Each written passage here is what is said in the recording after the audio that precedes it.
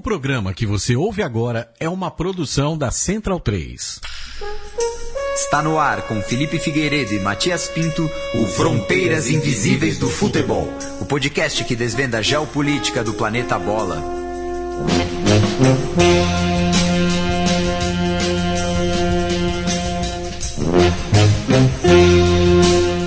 Boa alvorada, ouvintes da Central 3, está começando mais uma edição do Fronteiras Invisíveis do Futebol, mais uma parceria entre a casa e o Xadrez Verbal.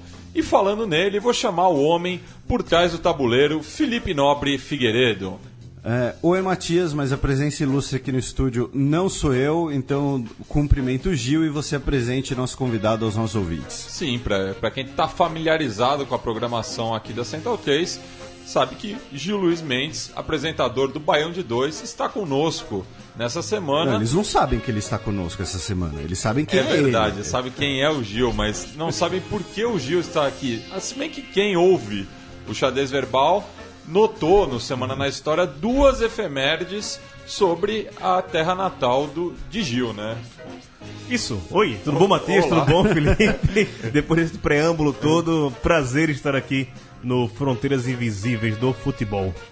Bueno. E antes de passar para o primeiro bloco para falar sobre a história de Pernambuco, ler alguns recados dos ouvintes em relação à última edição e à penúltima também, já que eu esqueci de comentar que o Leonardo Gomes escreveu lá no site da Central 3 sobre a KHL, né, que é a Continental Hockey League, falando também da participação dos países dos Balcãs, da ex-Iugoslávia nessa liga, e também ele lembrou sobre o basquete também na região, que é muito forte. Mas até por conta da duração do programa, né, a gente deixou um pouco de lado outras modalidades esportivas. Eu vou puxar aqui uma treta para os nossos amigos que gostam de basquete, mas só aproveitando, Vlade Divac foi muito maior do que Patrick Ewing e David Robinson. Continue. De acordo, viu? Falar também da Nilda Alcarinque, é euférico, né? Esse codinome dela. Desculpa se a pronúncia estiver errada. Ela, como muitos outros, lembrou que, na verdade, Helena de Troia era de Esparta e Menelau, que tornou-se rei de Esparta com o casamento, e que o programa TV Mulher era apresentado pela Marília Gabriela. A Marta Suplicy tinha um quadro no programa, e o Clodovil Hernandes também, para falar de figuras mais conhecidas que fizeram parte desse projeto. Era na Manchete, né? Ou na Gazeta? Eu tendo a dizer que era na Manchete, mas eu não vou saber de cabeça, mas muito bem lembrado o esclarecimento sobre a Marta Suplicy. O Fabito Moino lembrou da polêmica em relação à Estrela ou não, principalmente às vésperas da final da Copa do Mundo de futebol feminino em 2007 entre Brasil e Alemanha, e a Tatiana Mota Tavares fez um comentário a mais em relação a Berta Lutz, que não somente na participação das mulheres na ciência, mas como acadêmica mesmo. Já no Facebook lá do Xadrez Verbal, o Fernando Samoreira estava sumido, né? Fazia tempo que não comentava. Falou também da questão das sociedades matrilineares. Lembrou do Kawane Appiah, um pesquisador ganês, salvo engano. Isso. E a Cássia Marques, que falou que achava que não dava mais para gostar da gente do que gostava, a gente apareceu com essa. Obrigado pelo quentinho no coração de hoje. Um abraço aí para Cássia. Desculpa, Cássia. Sem mais delongas, vamos pro primeiro bloco desse Fronteiras Invisíveis dedicado a Pernambuco. A história. Bem, Felipe, Gil, voltamos, né, há 11 mil anos atrás para falar da formação, né, da região que hoje compreende Pernambuco. 11 mil anos nós temos os primeiros vestígios de ocupação humana na região de Pernambuco, nas regiões de... E uma coisa, né, como eu nunca fui a Pernambuco, infelizmente, todos esses lugares que citaremos, acho que só o Gil pode ou não conhecer, e aí ele fica à vontade para me interromper e dizer que eu estou falando bobagem. Nas regiões de Chã do Caboclo, Bom Jardim, que fica em Bom Jardim, melhor dizendo, e Furna do Estrago, que fica em Brejo da Madre de Deus. E nessa última região foi descoberta uma necrópole pré-histórica com 125 metros quadrados de área coberta, ou seja, um belíssimo apartamento, de onde foram resgatados 83 esqueletos humanos em bom estado de conservação. Então aí, 2 sítios arqueológicos importantes na região. E, dentre os grupos indígenas que habitaram o estado, a principal, no período mais antigo, digamos assim, é a tradição cultural Itaparica, que deve ter ligação com o nome da ilha, né, que fica no litoral baiano? Na Bahia tem. Então, a ilha de Itaparica eu conheço. Que tinha artefatos lascados datados de mais de 6 mil anos atrás. E aí falando, né, quando... já os portugueses chegaram na região do atual Brasil, o litoral de Pernambuco era habitado pelos Tabajaras e pelos Caetés, ambas as populações já desaparecidas, por que será, né?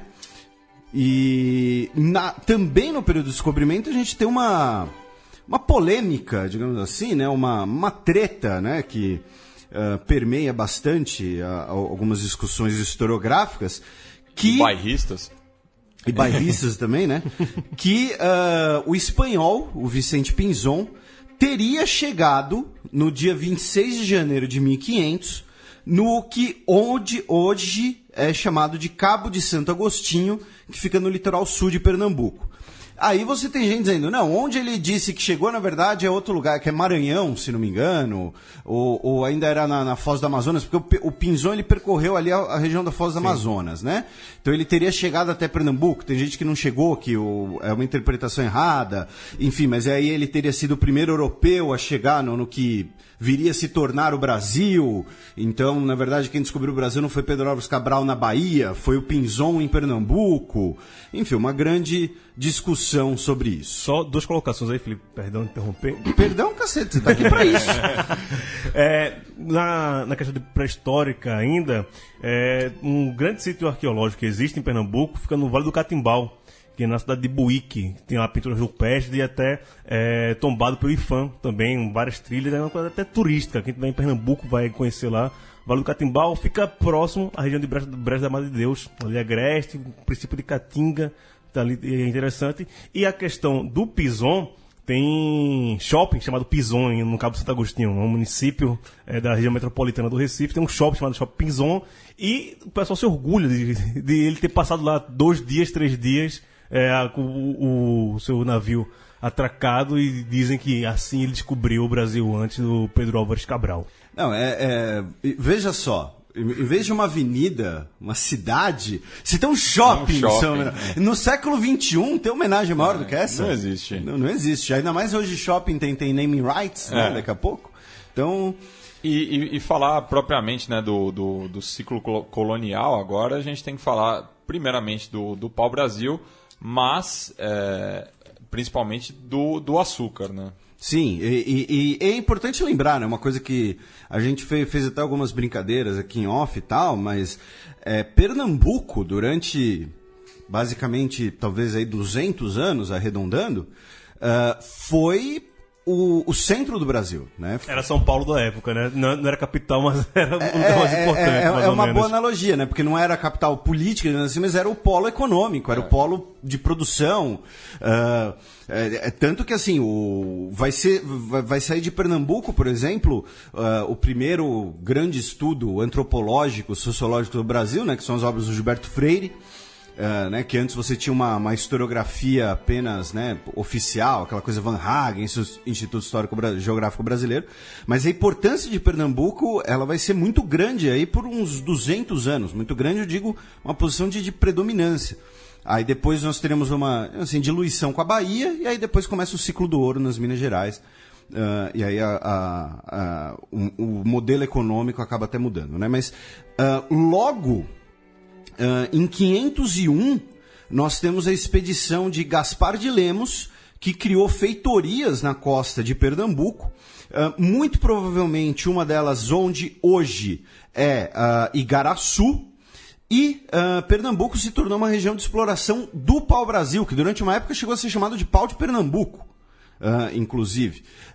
A madeira pernambucana era de uma qualidade superior, ela acabava sendo o parâmetro para o preço dessa madeira no comércio europeu, inclusive, salvo engano, em italiano, o pau-brasil ainda é chamado de pau de Pernambuco, ainda tem referências idiomáticas nesse sentido.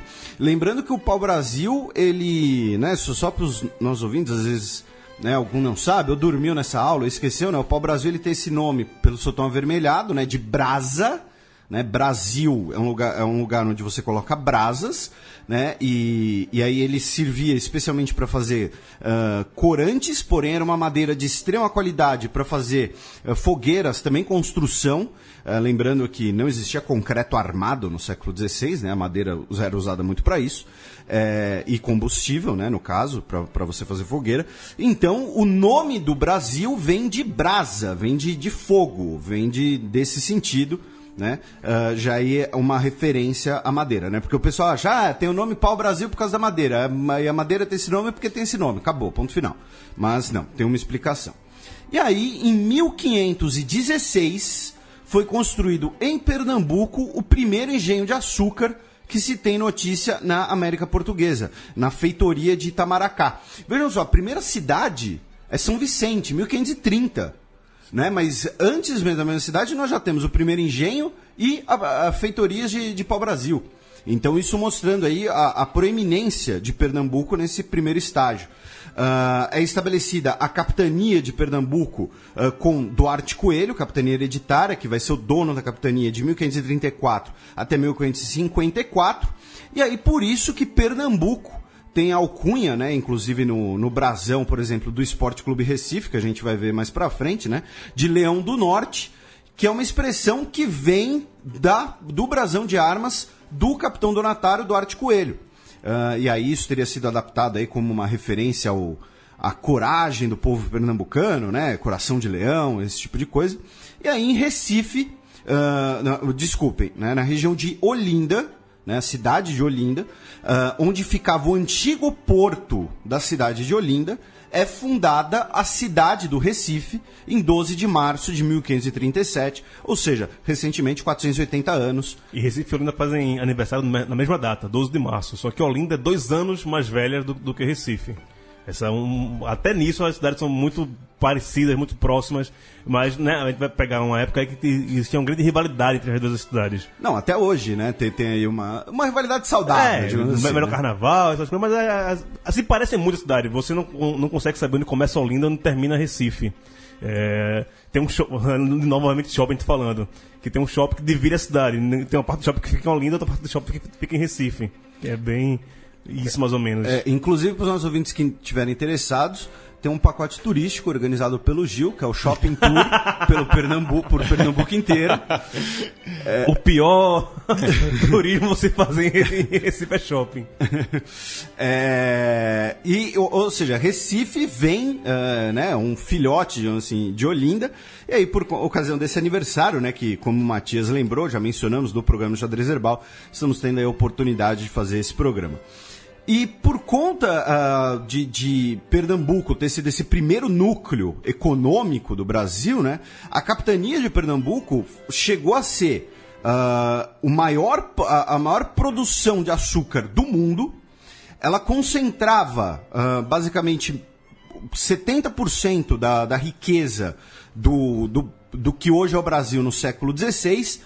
E nós temos o que vai motivar, o que vai originar, o que vai possibilitar essa agricultura tão rica e esse polo produtor são 2 motivos, né, geográficos. Né, o primeiro que é o solo de Massapê, né, aí a aula de geografia que os nossos ouvintes dormiram no colégio, né, que é um solo extremamente fértil, né, também chama solo de Massapê, que é terra roxa, né? É? Não, acho que são coisas diferentes. São coisas diferentes? Terra Roxa é do lado do Pará, na época do café. Ah, tá. Então tá. Então... Que Terra Roxa, na verdade, é Terra Rossa, porque a terra é vermelha, não é roxa. Mas era a pronúncia dos italianos. É muita cultura. E a proximidade de Portugal, né? Porque Pernambuco está ali na pontinha quase do Nordeste. Nessa época, o que é hoje João Pessoa ainda era Pernambuco, era capital de Pernambuco, que tem a Ponta dos Seixas, que é o lugar mais ao leste do Brasil. E regiões de Alagoas também, né? O Pernambuco chegou uma época que batia do Rio Grande do Norte até parte da Bahia, tudo era Pernambuco. Exatamente, né? A gente vai inclusive tratar um pouco desse assunto por conta da Revolução Pernambucana e tudo mais, mas é muito bem lembrado, né? Deixar claro para o nosso ouvinte que quando a gente fala de Pernambuco aqui no século XVI e XVII, a gente não está falando do atual estado de Pernambuco, a gente está falando do que é Pernambuco, Alagoas, Paraíba, Sertão da Bahia, parte do Rio Grande do Norte também. A gente está falando de um território enorme. E vai ser também, então assim, essa questão de proximidade de Portugal fazia com que a viagem fosse mais curta, logo mais barata, né? Você diminui o custo do frete, digamos assim. O fato de, por exemplo, o litoral do Paraná, né, para ficar de Santa Catarina, para ficar num programa que a gente já teve aqui. Eu pensei no Alborguete, desculpa. Por quê? As praias do Paraná. Não, para ficar no litoral de Santa Catarina, que é um estado que a gente já falou aqui no programa da Chapecoense, o Santa Catarina demorou muito mais para ter uma presença portuguesa. Por quê? Porque é muito mais longe de Portugal.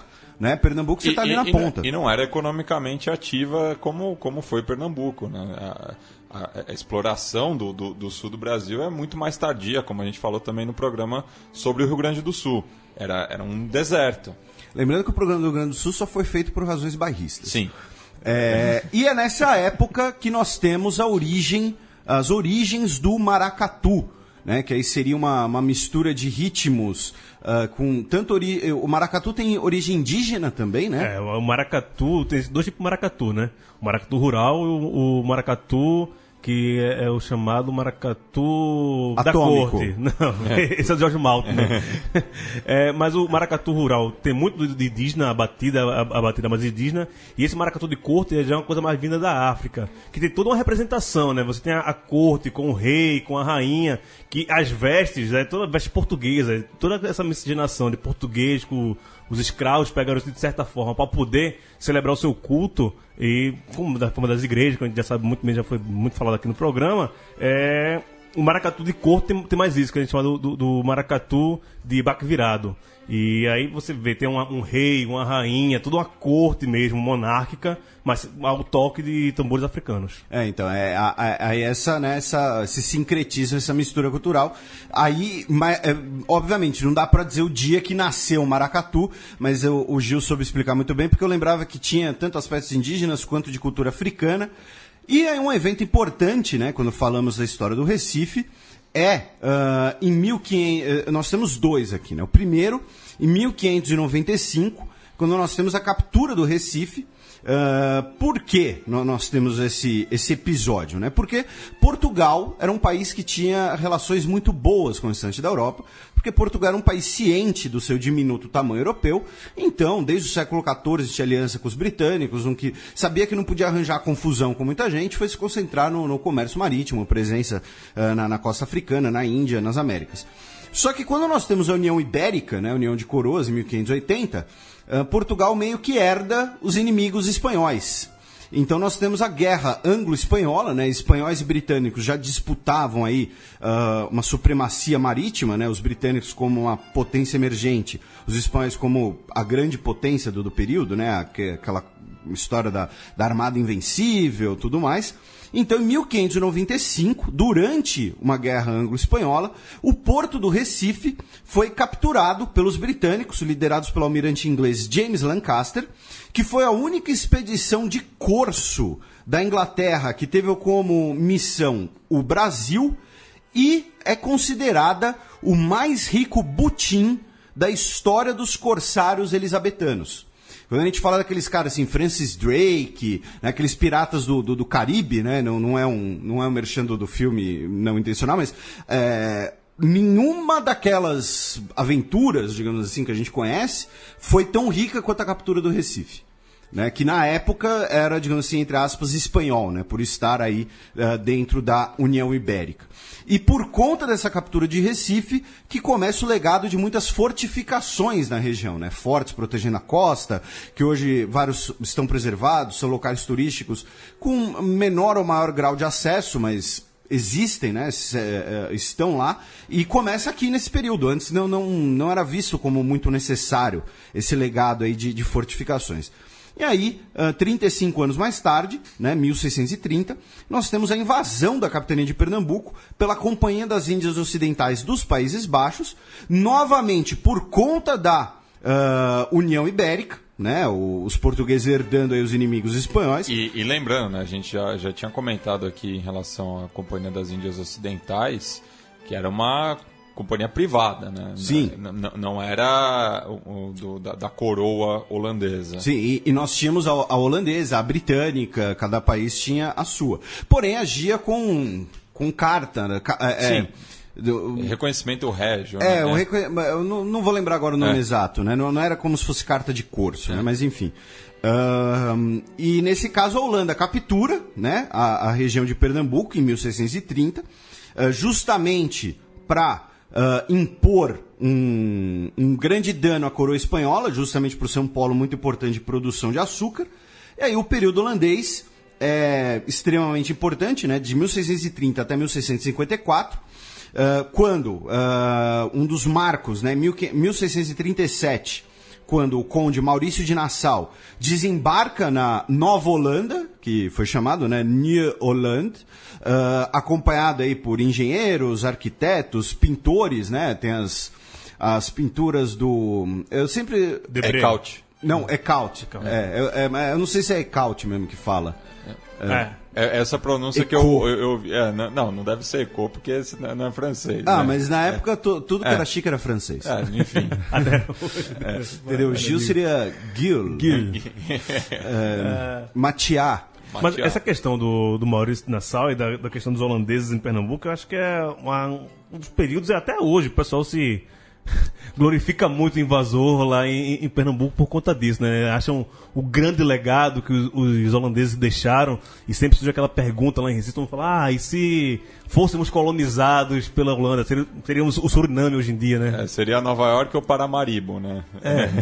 E tem isso, né, desse grande culto aos holandeses, e a questão, como falou, que a Companhia das Índias era uma companhia privada, de quanto também foi invasão ou se foi um acordo também para os holandeses comprarem aquela área e poderem usufruir durante tanto tempo de Pernambuco, e também como se deu a expulsão dos holandeses também, se não foi um grande acordo da burguesia, se não foi a Batalha dos Guararapes, que é a grande batalha que teve a fuga, a batida de retirada dos holandeses, também se não foi uma grande negociata, ao invés dessa grande glamourização que é dada a tal batalha e a presença holandesa no período em Pernambuco. E só para, antes de passar adiante, né, a grafia do Eckhout ou Eco é E-C-K-H-O-U-T,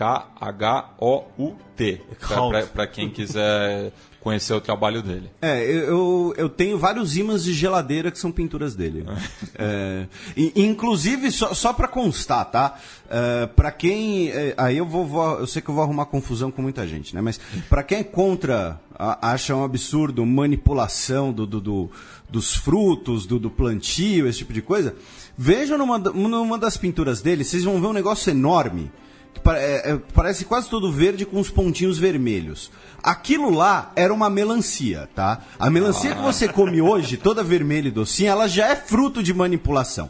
Banana, antigamente, era quase um tacape. Dava pra você bater em alguém com uma banana. Então, não vem com esse purismo, não, porque tudo que você já come já é manipulado, tá? Mas, voltando aqui.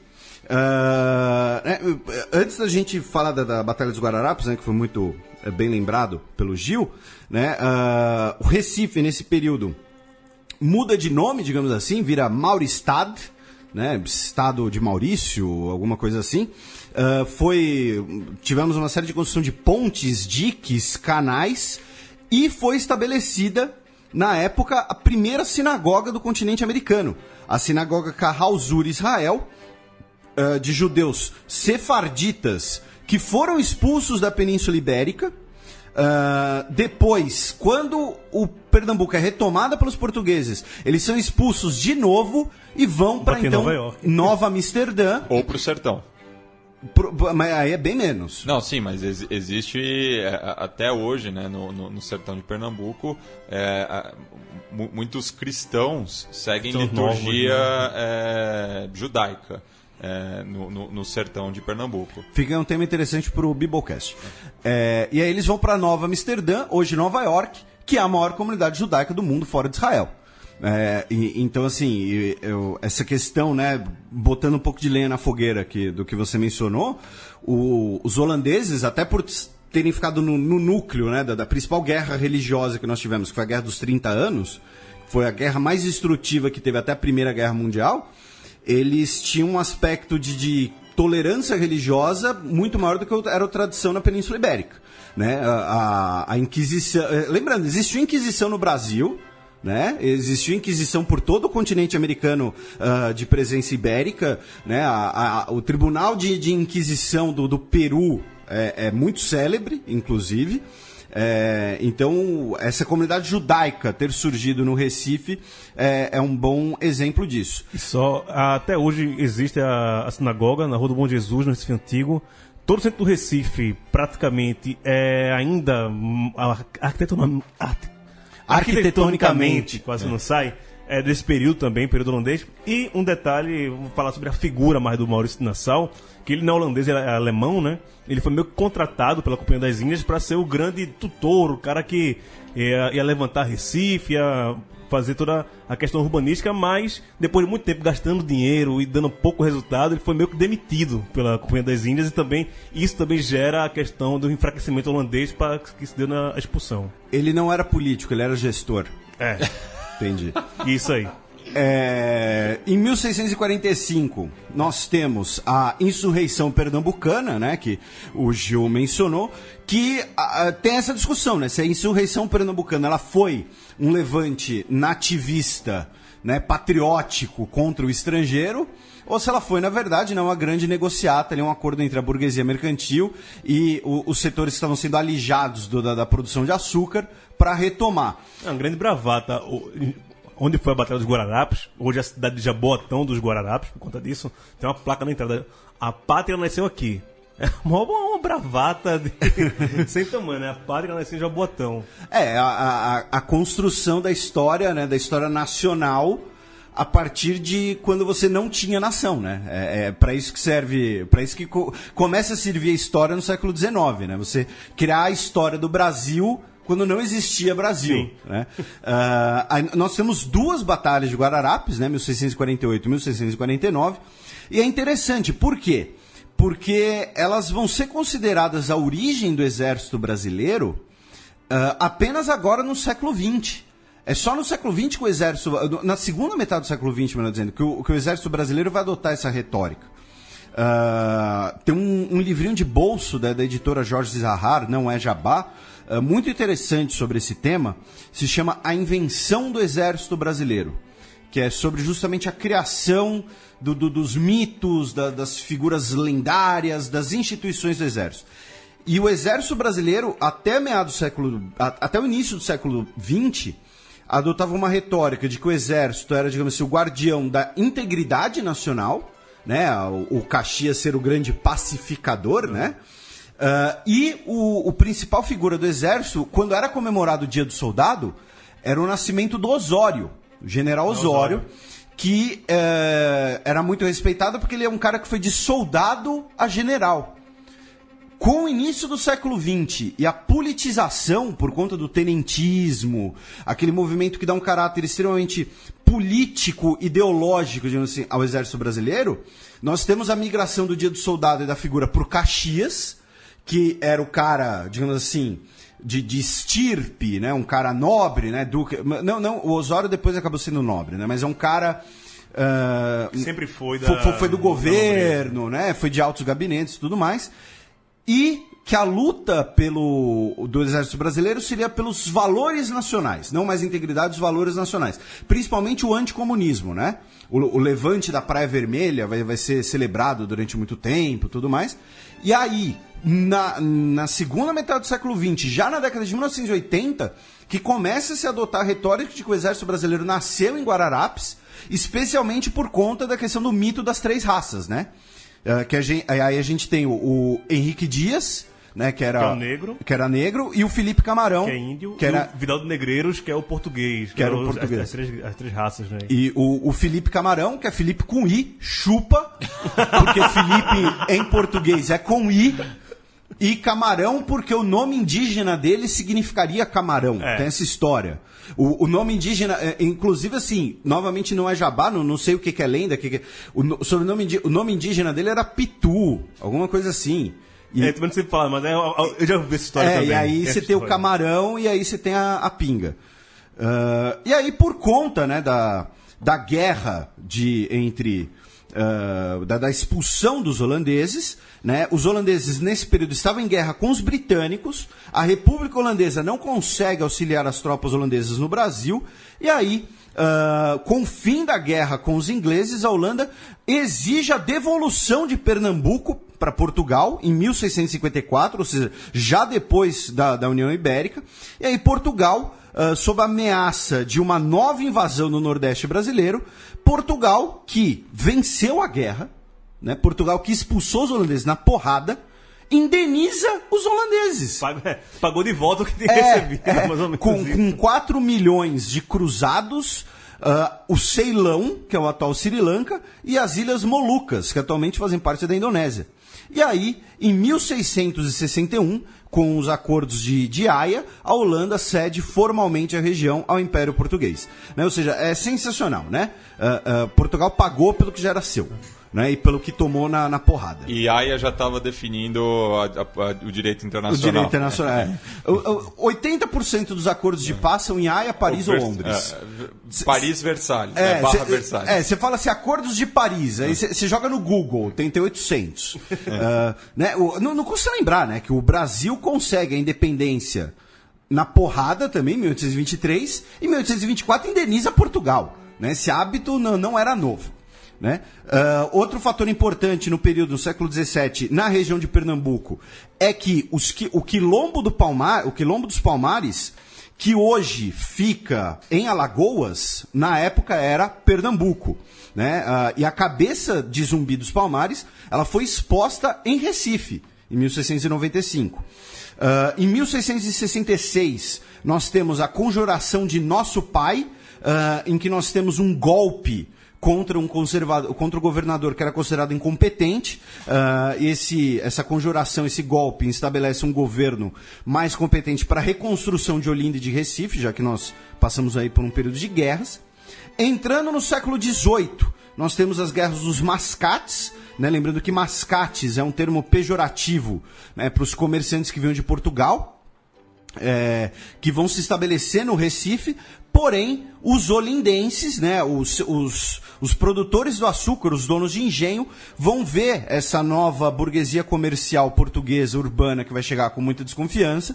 E aí nós teremos um conflito de interesses econômicos, consequentemente políticos, né, basicamente entre uma nobreza açucareira, digamos assim, e essa burguesia comercial. E aí teremos a Guerra dos Mascates, na qual Recife foi o principal palco dos combates. Que é uma guerra de Olinda e Recife, né? Uma guerra das duas cidades, praticamente. Lembrando aí, essa, né, rivalidade não vem de hoje. E 1801 nós temos a conspiração dos Suassunas. Não é curioso, né? Porque o Suassuna, ele sempre parecia uma pessoa, né, gente boa e tal. Suassuna é uma das maiores famílias oligarcas do Pernambuco desde essa época. E o irmão foi senador recentemente pela Paraíba, né? Sim. Essa questão do Suassuna na época de Pernambuco era uma coisa muito grande.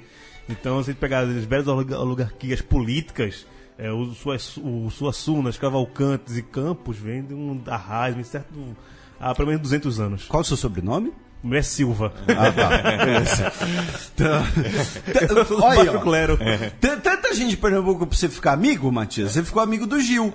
Entendeu? Em vez de arranjar o Cavalcante... mas tem o Raul, que faz parte do Bairro de Dois, que é Holanda Cavalcante. Opa! Peraí. Então precisamos combinar um patrocínio aí, alguma coisa Morou assim. em Portugal também. Ele tem... Em Portugal, na família do meu primo de terceiro grau, em 1801, né, com a conspiração dos Suassunas, ela foi uma conspiração nativista e republicana, e para muita gente é considerada a primeira conspiração para a independência do Brasil, né, porque quando a gente fala, por exemplo, da Inconfidência Mineira, era para a independência das Minas Gerais, não era para a independência do Brasil, né, o Pernambuco que se dane na Inconfidência Mineira, né, aqui seria a primeira nativista e republicana. E aí, em 1817, finalmente, temos a Revolução Pernambucana, também chamada de Revolução dos Padres, né, um movimento aí para emancipação. Por quê? Né, quais as origens desse movimento?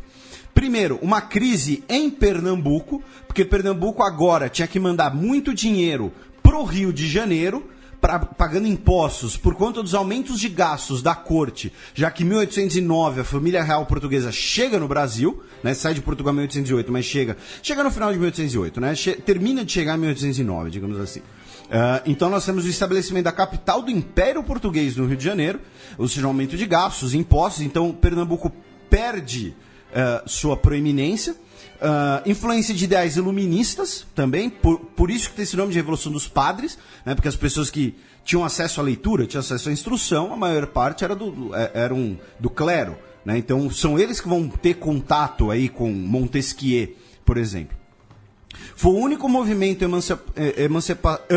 emancipacionista do período colonial que ultrapassou a conspiração e chegou a um processo revolucionário em que nós tivemos uma tomada de poder. Por quê? Porque os militares de Pernambuco se rebelaram, porque os soldos estavam atrasados, porque Pernambuco não tinha dinheiro, porque estava mandando dinheiro para o Rio de Janeiro. Pernambuco tentou obter apoio das capitanias vizinhas, não conseguiu, mas o governo revolucionário durou 70 dias, ou seja, nós tivemos sim a tomada de poder, prisão do governador e tudo mais. Nós tivemos o envio de tropas portuguesas enviadas pelo território baiano, foram chefiadas por, ainda bem que Leandro Yamin não está aqui, porque senão ele ia dar risada do nome, né, por Luiz do Rego Barreto. Avançam pelo sertão de Pernambuco, enquanto uma frota bloqueia o porto do Recife. 8 mil soldados portugueses cercaram a capitania. Nós tivemos uma batalha no interior, onde é Ipojuca, e aí os revolucionários, em 19 de maio, tiveram que se render. No dia 20 de maio, 19 de maio, as tropas portuguesas entraram no Recife. Dia 20 de maio, o governo provisório se rendeu. E por conta disso, por conta da Revolução Pernambucana, nós temos a emancipação de Alagoas, que foi concedida autonomia. A criação da a antiga comarca de Alagoas foi transformada numa província por Dom João VI como uma punição a Pernambuco. Pernambuco perde território por conta disso, né? Ele perde a guerra, uma guerra não, né? Perde a questão da revolução abafada pelo governo português e como punição perde território. E tem um grande personagem nessa época dessa revolução. Um é o Cruz Cabugá, que era um negro livre já naquela época, mas já de mulato, ideais, que ele sai de Pernambuco para tentar apoio de outras capitanias e vai bater nos Estados Unidos. A procura de armas e a procura de apoio também dos norte-americanos, mas quando ele vê que a coisa não vai dar certo, ele fica lá para os Estados Unidos e morre lá. Ele nem volta a... Não, os Estados Unidos chegou a querer apoiar, né? Chegou a ter uma propensão, digamos assim, a apoiar o movimento. Mas quando decidiram tentar ir para Pernambuco, já estava o governo português já abafando a revolução. E o Frei Caneca, nessa época, era, vamos dizer, que um estagiário de padre. Ele acompanhou toda a revolução, mas não tomou a frente. E ele pegou ideais dessa revolução para mais na frente fazer do Equador. A Confederação do Equador. Ah, para, porque esse é assunto pro terceiro bloco. E a gente vai passar agora para falar sobre... O teste de fidelidade. Não. A gente vai falar do futebol pernambucano. E, posteriormente, no terceiro bloco, a gente vai falar do período regencial, imperial e república, enfim, mais próximo dos dias de hoje. O campo.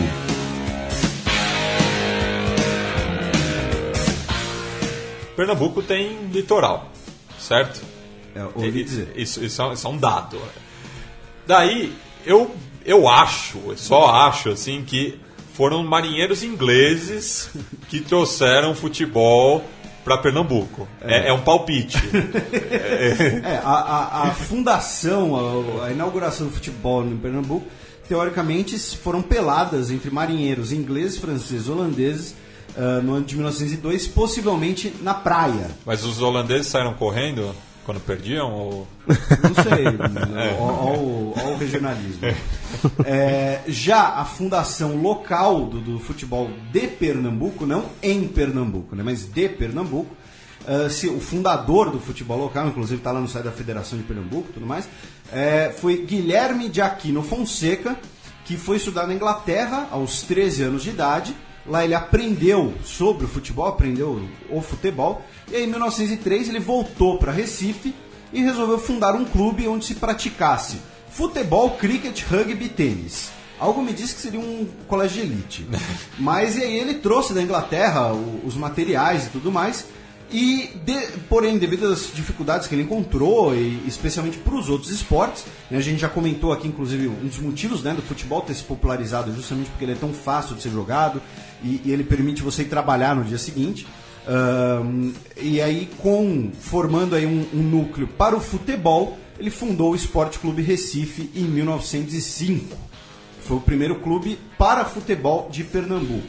A gente já vai falar. Calma, torcedor do Náutico. Calma, a gente já vai chegar lá.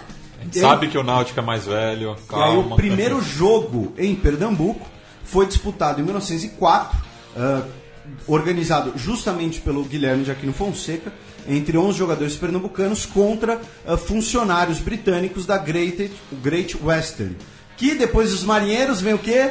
Os ferroviários. Né? Sim. Quase todo o programa falamos disso. E aí, em 1905, foi organizado o primeiro jogo oficial entre o Esporte Clube Recife e o English Eleven, organizado que era formado por funcionários de diversas companhias ingleses. Foi realizado na Campina do Derby, onde hoje está situado o campo de futebol da Polícia Militar de Pernambuco. E o jogo acabou 2-2. Os pernambucanos aguentaram os britânicos mais experientes, conheciam mais o jogo. E, inclusive, tem uma nota da época, do jornal da época, muito legal, muito saborosa, falando: a banda da Polícia Militar entreteu a todos os presentes. E esse campo existe até hoje existe esse campo da Polícia Militar, fica no bairro do Derby, região central do Recife, fica o quartel central da Polícia Militar, e na frente é esse campo.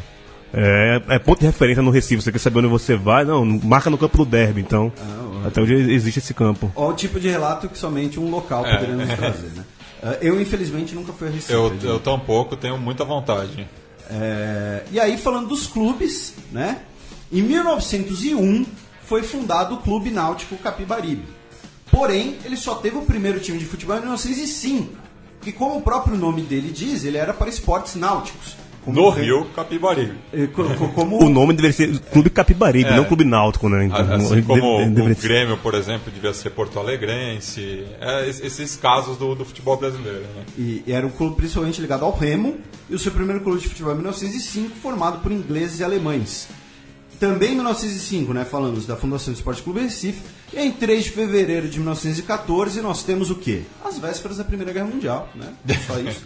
Mas também temos aí a fundação do Santa Cruz, time aqui do nosso querido Gil. E que, ao contrário dos seus 2 maiores rivais, tem uma origem popular, né, Gil? Ele não foi feito para...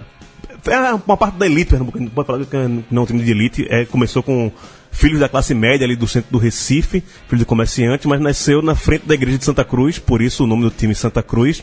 E acho que o mais velho do grupo tinha 17 anos. Então, por isso que surgiu... O clube surge na frente da igreja, de forma popular e não trazido por ingleses elitistas. Já existia aquela cultura de futebol na rua, né, do Recife, com a maior parte do Brasil, mas aí não foi uma coisa trazida e criada por elitistas. É um clube que nasceu de futebol, realmente. E aí, falando aqui de outros clubes do Recife, né, nós temos o Torre Esporte Clube, de 1909. Nós temos o América Futebol Clube, de 1914. Time que o João Cabral de Melo Neto foi goleiro. E que ele foi fundado com outro nome, porém quando o Belfort Duarte, né, lendário jogador do América do Rio, que batiza o prêmio de jogador melhor fair play, tem aquele ditado, né? Zagueiro bom não ganha o prêmio Belfort Duarte. Frase do Daison Pontes, zagueiro do Gaúcho de Passo Fundo. E aí, quando teve uma visita do Belfort Duarte lá, eles, em homenagem a ele, mudaram o nome do clube para América. Mas mantiveram as cores, né? Que é verde e branco. Exatamente. O América do Rio é vermelho e branco. Verde e branco. E o Esporte Clube Flamengo, que foi fundado em 1914, inspirado pelo Flamengo do Rio de Janeiro no nome, porém ele é alvinegro, e que hoje é apenas amador. Do interior, nós temos o Central Esporte Clube de Caruaru, Central de Caruaru, de 1919. O Ibis Esporte Clube, da cidade paulista, de 1938. Que auto se promove como o pior time do mundo. Mas ele está no Guinness porque entre 1980 e 1914, por 3 anos e 11 meses, ele não venceu uma partida oficial. Então, assim, quando você fica quase 4 anos sem vencer um jogo, é porque é realmente complicado. Não, você falou um pouco rápido, Felipe. Foi de 1980 a 84, 3 anos e 11 meses. Sim. Temos o Salgueiro Atlético Clube de Salgueiro, de 1972, e o Clube Atlético do Porto, de Caruaru, em 93. Dentre os principais clubes, óbvio, nós temos outros. A gente esqueceu algum clube relevante? Não, tá bem lembrado aí. Só uma curiosidade também, em relação ao que ele falou do Flamengo, que nasceu alvinegro. O Santa Cruz hoje é tricolor por causa do Flamengo do Recife. Santa Cruz também nasceu alvinegro, mas na época dos primeiros campeonatos os clubes não podiam ter as mesmas cores. Então adicionaram uma faixa vermelha na camisa do Santa Cruz, e o Santa Cruz desde então é tricolor. E fez a camisa coral, né? Exato. A primeira camisa, até quando você está agora de 100 anos, a comemorativa é uma camisa preta e branca. Não fazia bem ideia disso. E dentre os clubes que já foram campeões de Pernambuco, e tem um que não existe mais, que é o Tramways Sport Club, de 1934, que era o time que operava ali as linhas de trem, de bondinho, né? Como se fosse ali, né? O Tramway. E ele já foi campeão pernambucano, porém não existe mais, é um clube extinto. Agora falando aqui das rivalidades, né? Da história do futebol de Pernambuco, a maior virada da história do Brasil aconteceu em Pernambuco, pelo Campeonato Pernambucano em 1915, quando a América vencia o Santa Cruz por 5-1. Até os 30 do segundo, em 15 minutos, o Santa Cruz marcou 6 gols e ganhou de 7-5. Me desculpa, mas aí tem caô. Não. Me desculpa, mas 6 gols em 15 minutos tem caô. Só prova que o Santa Cruz é maior que o Barcelona, tá vendo? Entendeu? Tem caô. E a bola desse jogo se encontra na sede do Santa Cruz, no bairro do Arruda, em Recife. E, Gil, uma coisa que eu acho muito interessante do futebol pernambucano é o nome dos clássicos, né? Porque, ao contrário de outros estados, que pega uma sílaba de um clube pro outro e faz uma junção, lá cada clássico tem um nome próprio, né? Tem uma história por trás. Exato. Queria que você falasse um pouco. Tem o clássico dos clássicos, que é o dos times mais antigos, né, e de maior relevância entre os três, que é entre o Sport e o Náutico. É o clássico dos clássicos, o clássico das multidões, que é o Santa Cruz contra o Sport, por ser o clássico das duas maiores torcidas do estado. E sempre levarem grandes, acho que recentemente nem tanto, mas já levaram grandes públicos ao estádio. O clássico das emoções, que é o Santa Cruz contra o Náutico, que aí ocorre de tudo. E em Caruaru tem o clássico matuto ou clássico do forró, que é entre o Porto e o Central, são os dois clubes da cidade de Caruaru. Clássico do forró não tinha visto ainda esse termo. Esse eu não conheço. Os outros de Recife eu conhecia, mas esse do forró é novidade pra mim. Tá? Você quer que passe os números ou vai incentivar as rivalidades? Vamos jogar na roda aí. O primeiro clássico dos clássicos foi em 1909. Nós temos o Sport com 208 vitórias, o Náutico com 184 e 154 empates. O primeiro clássico das multidões foi em 1916, com 230 para o Sport, 166 vitórias para o Santa Cruz e 158 empates. No clássico das emoções, cujo primeiro foi em 1917, ou seja, o mais recente, né, nós temos aí 166 vitórias para o Náutico, 202 vitórias para o Santa Cruz e 147 empates. E no clássico matuto ou do forró, temos aí 25 vitórias do Central, disputadas de 94 apenas, 16 do Porto e 14 empates. Ou seja, o Náutico ele não é o maior vencedor de nenhum clássico. Vamos receber aqui comentários raivosos. Mas o Náutico tem um feito que os outros dois clubes, seus dois rivais, não têm. Ele tem dois, na verdade. Esse que eu acho que é o mais importante, que inclusive é um dos lemas da torcida, né? Que é Hexa é luxo, já que o Náutico é o único clube pernambucano que ganhou o campeonato estadual por 6 edições consecutivas, de 63 a 68.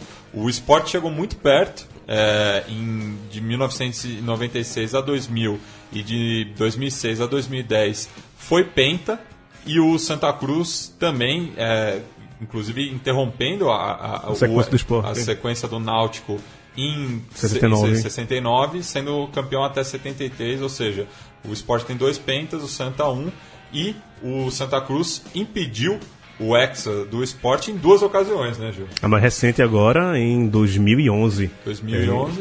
Ele interrompeu. E anterior em 2001. Em 2001 também.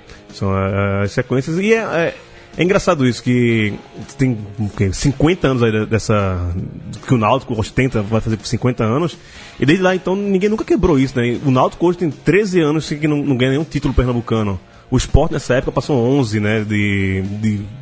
Sem ganhar títulos, mas é uma coisa que todo mundo quer bater o Náutico, mas não consegue. E se você pensar bem, não seria muita coisa um time no estadual fazer uma sequência de 6 campeonatos. Mas tem essa mística aí desse Náutico dos anos 60, que dizem os mais antigos, era um Náutico que fazia frente ao Santos de Pelé. O Santos de Pelé, quando ia jogar em Pernambuco, tinha muita dificuldade de enfrentar esse Náutico. Inclusive esse Náutico que foi o primeiro clube pernambucano a disputar a Libertadores em 1968, quando caiu no mesmo grupo, era naquela época que eram grupos binacionais, né? Então era um grupo de brasileiros e venezuelanos, era o mesmo grupo de Palmeiras, Deportivo Português e Deportivo Galícia, e o Náutico acabou sendo eliminado, né? Por fazer uma substituição a mais e Exato. Perdeu os pontos contra o Deportivo Português, que acabou sendo classificado junto com o Palmeiras para a segunda fase. E o outro feito do Náutico é que é o único time que foi campeão no ano do seu centenário, em 2001, que inclusive o técnico era o Muricy. Muricy Ramalho, e esse é um episódio famoso lá no Recife, porque conta essa história que o Náutico tinha feito um trabalho com o pai de santo conhecido, né? Pai Edu. Pai Edu. A diretoria anterior não pagou o pai de santo e ele jogou uma praga, né? E por fim pagaram, né? Era um boi, não era, Gil? Tem as duas histórias, a história do Náutico, do pai Edu, e tem a do pai Carlos, que é do Sport. A do Sport é mais recente, foi do título contra o Santa Cruz. Mas sempre tem essas histórias, essas milongas de macumbeiro com time de futebol. Mexeu, aparece uma história dessa e teve esses 2 casos. E só para os torcedores do Náutico não ficarem muito bravos comigo, a camisa do centenário do Náutico é uma das camisas mais bonitas que a gente teve, que era sem patrocínio, né, com as listas verticais vermelha e branca e cordão aqui na gola. Ela era muito bonita. Então, só para registrar. Além disso, o Santa Cruz é o único clube que participou de todas as edições do Campeonato Pernambucano, que é disputado desde 1915.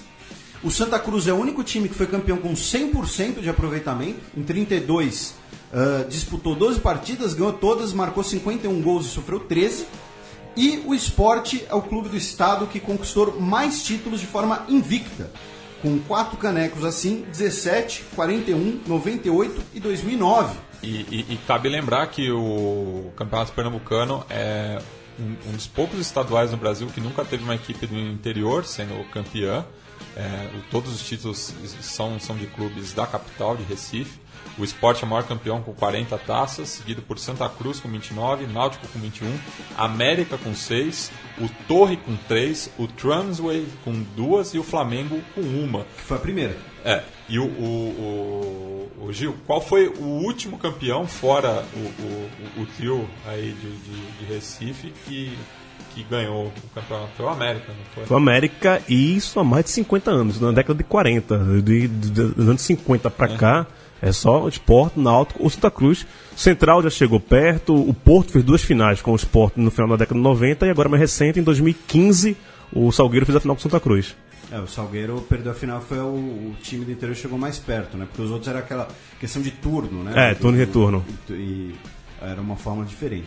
E aí, falando agora em títulos nacionais do futebol pernambucano... Peraí, algum adendo sobre o Campeonato Pernambucano, rivalidades locais? Não, Você que manda. Você falou a questão do Santa Cruz campeão 100%, mas isso é uma coisa que o torcedor do Santa Cruz, nem todos os pernambucanos não lembram muito. O título mais comemorado estadual dentro do torcedor do Santa Cruz é o Tri-Super, que era um tipo de campeonato que cada time tinha 3 turnos, cada clube vencesse um turno, teria um outro campeonato no final, que era o Tri-Super Campeonato, e sempre era contra Náutico, Sport, Santa Cruz. E o Santa Cruz é Tri-Super campeão. Toda vez que teve esse super campeonato, as 3 vezes que houve, o Santa Cruz foi campeão. Tanto é que isso também é uma coisa que está na fachada do clube, Tri-Super campeão estadual. E outra coisa importante no futebol do Recife é que cada time tem o seu estádio, né, ao contrário de, por exemplo, né, no Rio de Janeiro, o tradicional Maracanã, né, que era durante muito tempo era quase todo mundo, né, só o Vasco tinha estádio próprio durante muito tempo, mas no Recife não, cada um tem o seu estádio e são mandantes complicados em todos os níveis. Agora que o Náutico joga na Arena Pernambuco, mas está fazendo uma campanha para voltar para os aflitos. Voltar, né? A oposição do Náutico quer voltar para os aflitos. E seria um bem para a torcida do Náutico. É uma coisa você... Descaracterizou o clube. Né? O estádio do Náutico é um estádio muito simpático, assim. É um estádio, alguns vão chamar de velho, defasado, mas é um estádio muito simpático, que ele tem uma estrutura ainda antiga e tal, e é um estádio que ainda tem alambrado, a torcida fica um pouco mais próxima. O grande feito do Náutico agora no final da última década era jogar dentro dos aflitos, porque isso manteve o Náutico na primeira divisão durante algum tempo, jogar dentro dos aflitos. Era o fator local, né? Inclusive, quando a transição, né, de 2012 para 2013, que o Náutico realiza uma das piores campanhas da história dos pontos corridos, né? Só não superou o América de Natal em 2007. Mas e qualquer time, né? Você vai jogar contra o Sport do Retiro, Santa Cruz na Arruda, é sempre difícil. É sempre complicado. Então, e aí agora falando de títulos nacionais de Pernambuco, né, o Sport, calma, torcedor do Flamengo, campeão brasileiro de 87, né? Aí, né, cabe ali, né, o asterístico. Tem o campeão de fato e o campeão de direito, né? Eu acho que dá pra dizer isso. Eu acho que você tá querendo bancar o isentão. Pra mim, o campeão de 87 é o Sport, ponto final. Eu já acho que é o Flamengo. Eu também. É clubismo à parte, mas eu tenho vários motivos pra pensar nisso. Se eu fosse pensar clubisticamente, o Sport é o campeão de 87. Mas eu considero o Flamengo o campeão de 87. Mas daí é um imbróglio. Cara, o Sport teve que ganhar do Guarani, que era o atual vice-campeão brasileiro. Entendeu? O pessoal fala, o módulo amarelo tinha os times meio de segunda categoria, mas também tinha time bom.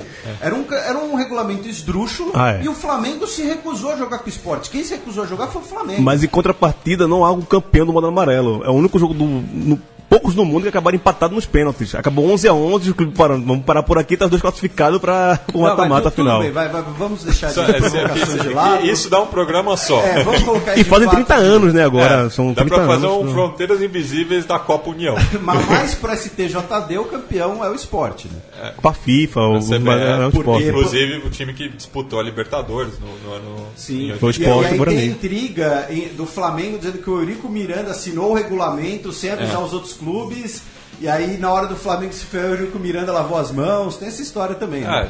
Porque quem representou o Clube dos... Acho que nem era o Clube dos 13 ainda. Já era o Clube dos 13? Não, já era o Clube dos 13. Foi a criação do Clube dos 13 foi 87. Quem representou o Clube dos 13 foi o Eurico Miranda. E aí ele enfim... Só pra finalizar, vão ser 2 livros agora. Um tá sendo até pedindo financiamento do Flamengo pra falar da Copa de 87. E se não me engano, o André Galindo e o Cássio Zirpoli vão também escrever um livro contando a parte do esporte, esse título de 87. Então quando lançar, a gente vai ter muito pano pra discutir sobre isso. Vai ser que nem Israel e Palestina. Só tem 2 narrativas distintas sobre o mesmo evento. O Sport também ganha a Copa do Brasil em 2008, em cima do Corinthians, aquela... falha do Felipe, né, que fala até hoje e tudo mais, o Corinthians naquele ano disputar a Série B. E o Carlinhos Bala é predestinado, né? Falou com Deus avisou ele que seria campeão. E o Sport também ganhou a Série B de 1990 e a Copa do Nordeste de 94, 2000 e 2014. Isso falando da Copa do Nordeste que existe hoje, né? A gente tem vários outros títulos, né, que a gente não colocou, Copa Norte e Nordeste, Copa Regional do Nordeste, que foram torneios disputados 1, 2, 3 vezes. E a própria Copa do Nordeste foi descontinuada, né? Ela tem diversos períodos. Até esses 3 títulos que você citou, 94, 2000 e 2014, cada um desses é num formato diferente. O formato atual de Lampions League é de 2011, né? 2013, pra cá, 2013.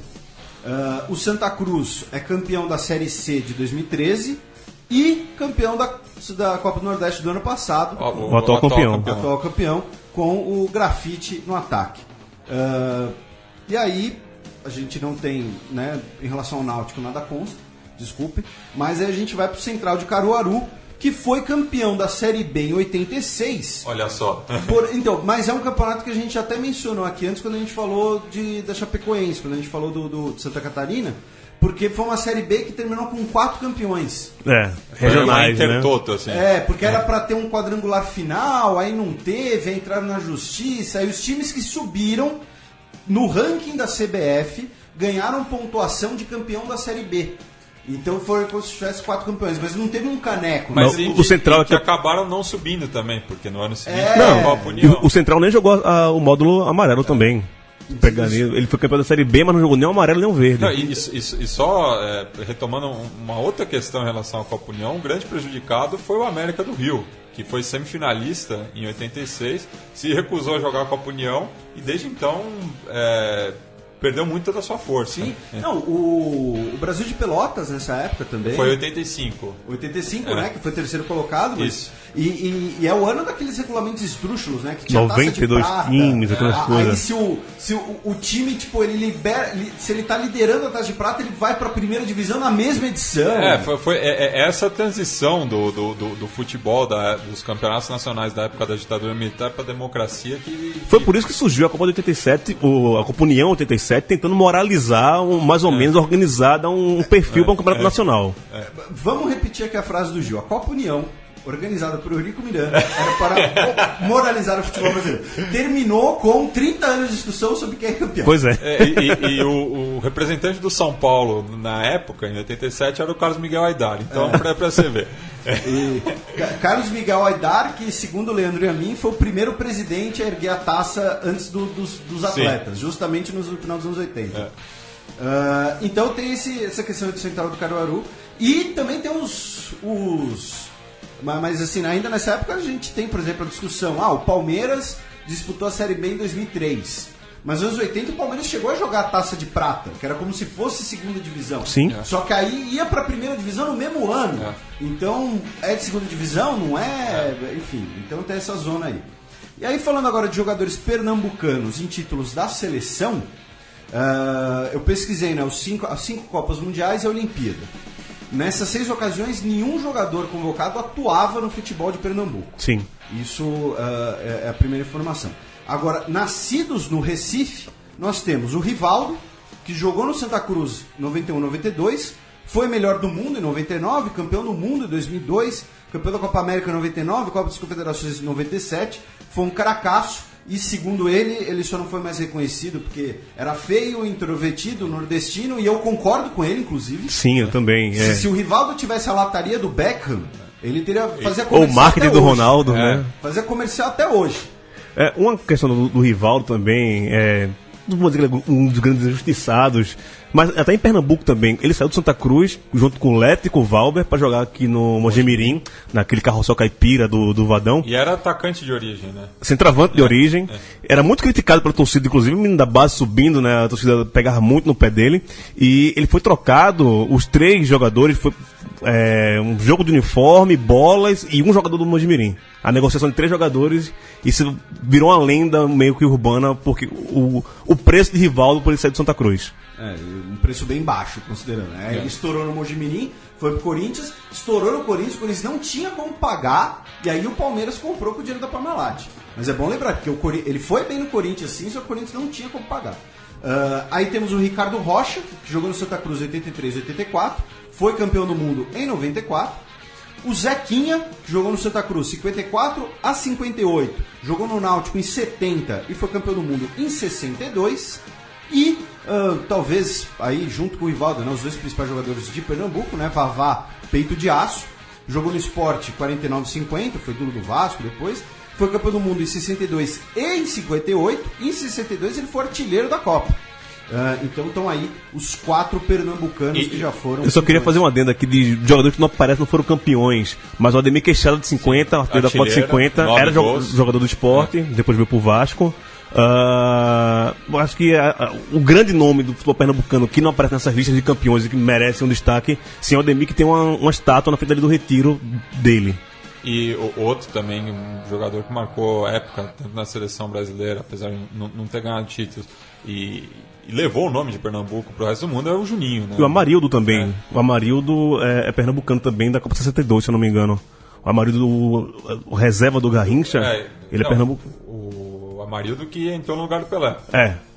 Que acabou sendo o diferencial na Copa de 62. Mas eu acho que ele só nasceu em Pernambuco, nem chegou a atuar por nenhum time de lá. Você falou do Juninho Pernambucano, né? Que ele foi com esse nome pro Lyon, inclusive, né? Ele ganhou esse nome no Vasco por causa do Juninho Paulista, né? Tem os 2 Juninhos no Vasco. Tem 2 Juninhos, mas no Lyon ele manteve. É pernambucano nas costas, né? Ele podia usar só Juninho, mas ele manteve o pernambucano, isso foi muito bem lembrado.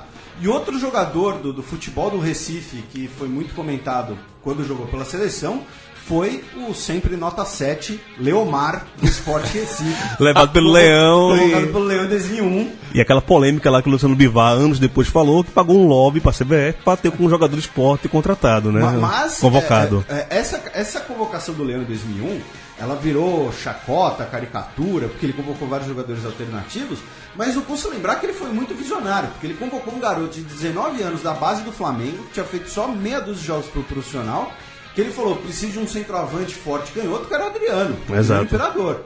Foi o Leão que descobriu. Era a reserva do Washington no coração do Leão nessa seleção. Aí é o problema, né? O Washington foi um bom centroavante, né? Tem uma história de vida bonita, mas tem limite. Então passemos agora para o passado recente de Pernambuco, para a gente tratar outras questões nessa cronologia que está fazendo sobre esse estado brasileiro. O mapa.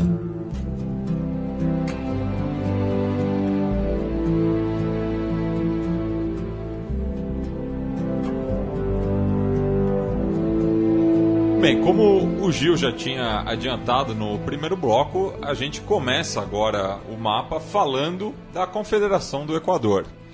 Que foi um movimento revolucionário, de caráter emancipacionista também, e republicano, né? Ou seja, queria aí a independência de Pernambuco, né? E só uma coisa, a Revolução Pernambucana de 1817... ela vai adotar a bandeira que inspira a atual bandeira pernambucana. Sim. E que vai ser resgatada pela Confederação do Equador, tá? Só para constar aqui e lembrar. E no caso, a Confederação do Equador, ela foi uma reação contra a tendência absolutista e centralizadora do Dom Pedro I, lembrando que 1824 é o ano em que ele fecha a Constituinte e outorga a Constituição que ele escreveu. Ele vira e fala, olha, Bonifácio, junta aí os liberais, vamos criar um novo país, façam aí uma Constituição super bacana que a gente vai promulgar. Beleza, aí ele lê aquele negócio e fala, não, mas peraí, aqui nessa brincadeira eu não tenho poder nenhum. Como é que é esse negócio? Então, usou tropas para fechar a Constituinte, né? Os Bonifácio foram exilados, né? O patriarca da independência foi exilado. Lembrando que o Congresso brasileiro tem um Bonifácio desde sempre, tá? Isso não é sacanagem minha. E aí ele outorga essa Constituição, e aí é uma das origens aí da revolta da Confederação do Equador, que vários líderes, né, da rebelião foram enforcados ou fuzilados. Um deles foi justamente o Frei Caneca. Que ganhou shopping também. Que é um shopping também, só que aqui em São Paulo. Lá ele é um rádio. Lá é uma rádio bem legal, inclusive. Mas tá aí, né? A gente tem que fazer um programa temático sobre shoppings. Agora. Mas o shopping tem esse nome por causa da rua, sim, né? Mas o Frei Caneca, né? Que ele passa a ter esse nome porque ele dizia uma frase famosa dele, né? Que quem beber do amor da minha caneca vai beber liberdade, alguma coisa assim, né? O Caneca não era nome dele. Não. E tem uma história curiosa, né, de que ele ia ser enforcado como traidor. Os soldados se recusam a enforcá-lo, porque o cara é padre, né? Não pode enforcar um padre, né? Como assim? Mas se tiver que enforcar, eu enforco. Se brindar era caju, né? E aí, ele é fuzilado. E, enfim, só essa curiosidade, né? Fuzilado no Forte das 5 Pontas, que hoje funciona no Museu da cidade do Recife. E tem uma. E aí, isso eu acho que é lenda, né? Porque eu acho que esse procedimento só vai ser adotado mais pro final do século XIX, né? Mas tem a lenda de que foram colocados ali 6 ou 8 soldados armados mirando nele, e só 3 tinham bala de verdade, o resto era bala de festim, pro cara não ficar com peso na consciência de ter matado um padre. Né? Então, assim, mas isso é um aspecto cultural muito, muito importante, né? Muito interessante. E esse hábito, de fato, vai ser adotado posteriormente, mas eu não sei se aqui isso é lenda ou se é realidade. Em 1932, nós temos a Abrilada, né, mostrando aí a variedade cultural, né, de Pernambuco, porque se em 1824 eles se revoltaram contra o autoritarismo de Dom Pedro I, na Abrilada de 1832 eles se revoltaram para querer restaurar Dom Pedro I, que tinha ido para Portugal brigar com o irmão. Esse povo não se decide. Né? Esse povo não se decide, né? Esquizofrenia. E aí nós temos, né, durante o período regencial, né, nós temos 2 movimentos importantes em Pernambuco, né, tanto a Abrilada, mas a Cabanada, né, 1832 a 35, na qual Pernambuco é só uma parte. A Cabanada é um movimento muito maior. É um movimento basicamente no que era Pernambuco antigo, né? Mas Pernambuco. Só para constar. E não confundir com a cabanagem do Grão-Pará. Exatamente. E só para constar, como repressão à Confederação do Equador de 1824, Dom Pedro I, num decreto de 7 de julho de 1824, a comarca do Rio de São Francisco vira Oeste Baiano. Né? Então, Pernambuco perdendo território como represália aí pelos seus movimentos locais.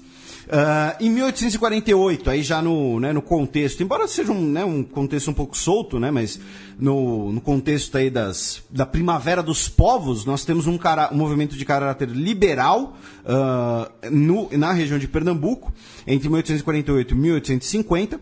Por quê? Né? E aí tem, né, novamente diversas discussões, né? Porque nós tínhamos aí uma disputa partidária em Pernambuco, e no caso, o Partido Liberal e o Partido Conservador, ambos eram dominados por famílias influentes de Pernambuco, não sei qual era qual, né? Qual era dominado pelos Cavalcante, qual era dominado pelo Suassuna, não sei.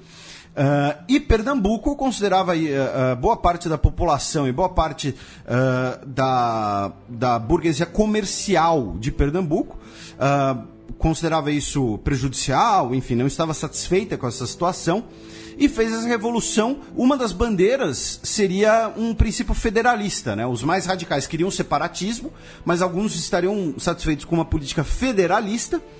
Surge o Partido da Praia, né, que era oposição aos dois, por isso a Revolução Praieira. Porém, o governo de Dom Pedro II novamente sufoca aí a Revolução Praieira. No final do século XIX, temos o surgimento do frevo, que aí já é um ritmo, né, de que marchinha de carnaval, né, o período, estamos falando aí de marchinha de carnaval, mas com influências regionais. E a gente destacou no Xadrez Verbal que esse ano completou-se 110 anos do termo, né, do frevo, né, o ritmo... Que vem de fervo, de ferver da música, mas há quem diga que são dois lados da mesma moeda, duas faces, entre o samba e o frevo. Porque são músicas, musicalmente, harmonicamente, alguma coisa de música portuguesa, mais acelerada, de banda de fanfarra, esse tipo de coisa. E a dança que vem da capoeira dos negros. Tanto o samba como o frevo vem dessa mesma coisa. A navalha, que o sambista carioca usava, o capoeirista pernambucano usava a sombrinha, que era a sombrinha de frevo, justamente nas brigas, nas confusões, era usado como arma. Hoje usado como como é que você vai bater em alguém com uma sombrinha? Era um guarda-chuva na época, né? Não era a sombrinha que é hoje. Era os guarda-chuvas que os negros usavam, faziam... os capoeiristas usavam aquilo como arma. Pensa num guarda-chuva fechado, né? Eles abrindo e fechando ali em cima dos adversários. E chove muito em Recife? Não. Ao contrário de Salvador, né? Que é uma das capitais mais chuvosas do Brasil. Quando chove pra caralho, mas não costuma chover tanto assim. E o guarda-chuva provavelmente vai ter uma ponta na frente, né? Não uma coisa de plástico chinesa. Devia ter uma lança, praticamente. Mas, enfim, quando surge o frevo, né? E essa questão, né, do frevo vir de fervo, né? Tem essa lenda, né, das pessoas que dizem que forró... For all. Não, mas é porque nordestino não saberia falar for all, né? Que eram os bailes abertos das tropas americanas. Mas forró vem de forró bodó. Também. É anterior. Tem esses dois... Forró tem nada a ver com O for all vem do Rio Grande do Norte, né? O caso dos da soldados base, americanos. Da base de Natal. Em Natal, a história é essa. Mas no resto do Nordeste é a história do forró bodó mesmo. Vem do forró bodó. Tem nada a ver com for all. Já entrando aqui no período republicano, né, ou seja, falamos do frevo, fim do século XIX, entramos na República.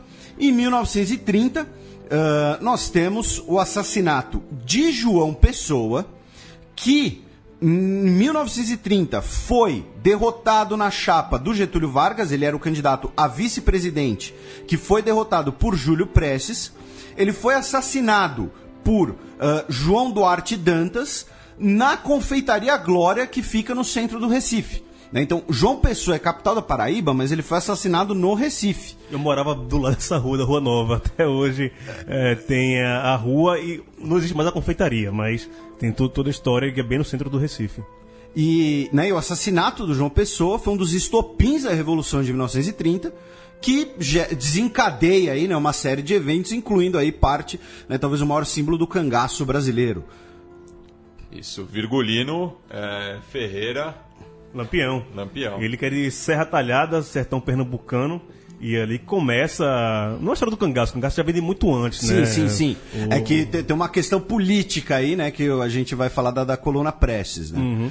E o Lampião começa, uma adolescente ainda, sua vida rebelde no cangaço, começa pelo sertão pernambucano e aí vai pelo Cariri, pelo Arari, bate ali em Juazeiro do Norte, desce, volta para Pernambuco, pega o sertão da Bahia, até ser assassinado em Alagoas.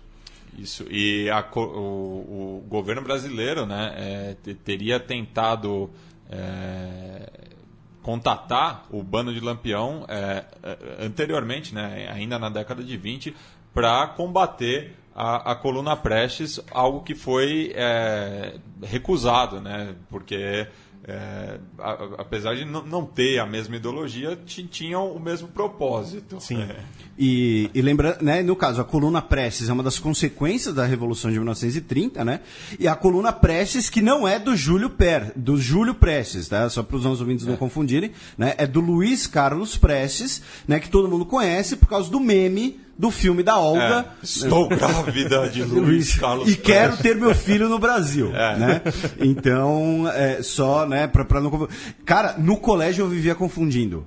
Eu só fui aprender direito que eram, tipo, duas pessoas diferentes, sei lá, na 8ª série. E tinha uma charge do Belmonte, um grande chargista dessa época, que fazia uma brincadeira com isso. Ele pegava o nome do Washington Luiz... Eu não lembro qual que era o Carlos e o Júlio Prestes, né? E daí tinha um slogan assim, falava, e qual desses três você confia mais? Eu acho que no quarto, porque juntava Luiz Carlos Prestes. Inclusive o meu bisavô deu o nome de um dos meus tios-avós de Luiz Prestes, nessa época. O tio Prestinho, que faleceu recentemente. Seu bisavô tá... O governo Vargas ficou de olho nele. Tanto é que ele, com o fim do Estado Novo, ele veio para São Paulo porque era deputado no Espírito Santo. Agora, pulando, né, um período um pouco extenso, não porque não tenha acontecido nada em Pernambuco, mas porque Pernambuco, né, como o foco das atenções, né, depois aqui da Evolução de 30, aí temos o Estado Novo, temos a consolidação do eixo Minas Gerais, São Paulo, Rio de Janeiro como eixo industrial do Brasil, depois temos a construção de Brasília, né, em que o poder político vai para Brasília. Com isso nós temos uma crescente queda na influência econômica de Pernambuco, né? Mas só nesse período, só queria colocar dois personagens da época dos anos 50 até o começo dos anos 80, né, nos anos 70, que é o Dom Helder Câmara e o Miguel Arraes. São duas figuras políticas para o Brasil muito importantes, que são de Pernambuco e começam sua vida política em Pernambuco e ressoa no Brasil todo. Miguel Arraes, para os nossos ouvintes mais novos, avô de Eduardo Campos. Exato. Antigamente era Eduardo Campos, neto de Miguel Arraes, né? Hoje mudou. E nesse caso, a falha é minha, porque eu que fiz o roteiro, tá, gente? Então a culpa é minha. Mas, né, depois dessa lembrança muito boa do Gil, a gente chega no período das diretas já, que embora as diretas já, né, o evento mais conhecido talvez seja o comício da Sé, né, que juntou trocentos milhões de pessoas, né, se debate até hoje o número, várias personalidades, as diretas já começam em Recife. A primeira manifestação pelas diretas já começa em Recife, no que era, na época, né, recém-emancipado município de Abreu e Lima, né, que é a região metropolitana do Recife, no dia 31 de março de 1984, reuniu entre 2 e 5 mil pessoas, isso se debate, ou seja, não foi uma manifestação tão grande, mas o fato dessa manifestação ter ocorrido e não ter tido uma repressão extremamente violenta, alguma coisa assim, inspira pessoas fora, e aí Rio de Janeiro, São Paulo, a irem às ruas nas manifestações das diretas já. Porque temia-se, né? Vamos, né, no número mínimo, né? 2.000 pessoas no Recife pedindo direta já. Pô, o governo vai descer a porrada. O fato do governo não ter feito isso anima as pessoas a irem pra rua, né? Então, as diretas já nascem no Recife. Isso é uma questão muito curiosa que eu não conhecia. Eu descobri justamente fazendo o roteiro. E aí, em 2002, isso não é uma agenda política, antes que alguém reclame, é uma constatação. Nós temos a posse do único presidente de Pernambuco, Luiz Inácio Lula da Silva, que nasceu em 1945. Ele nasceu em Caetés, que na época era distrito de Garanhuns.